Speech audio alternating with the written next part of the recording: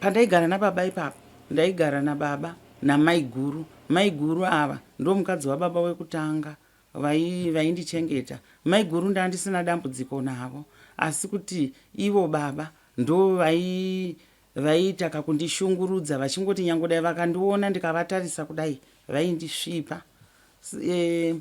Baba vakazonditora ndiri pamba ipapo vakandiisa muwardrobe tichigara kuold Highfield. Vakandiisa muwardrobe ndikagara kwe5 days. Mai vangu ameno akavaudzawo kuti mwana wenyu haasi kuwanika. Vakabva vakwira kubva kuchivhu bva vauya pamba papaina baba vavati Fanwe Mauzi ndauya kuti ndiri kuda mwana wangu. Baba bva vataura vakati Alice akatiza pano pamba. Zvikanzi kana akatiza wakadii kuuya kondiudza sezvo ine motikari. Wakadii kuuya kondiudza kuti mwana haasi kudini haasi kuwanika. Baba bva varamba vakanyarara.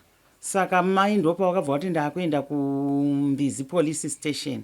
Mai wakabva waenda kuMbizi police station komang'ara kuti mwana wangu Alice handisi kumuwana, anogara nababa wake. Nguva yakauya mai vangu vanonzi Priska Kahombe vakafa zvavo izvozvi. Saka pavakauya mai nemapurisa vakasvika inini ndaburitswa ndakaiswa pagedhi.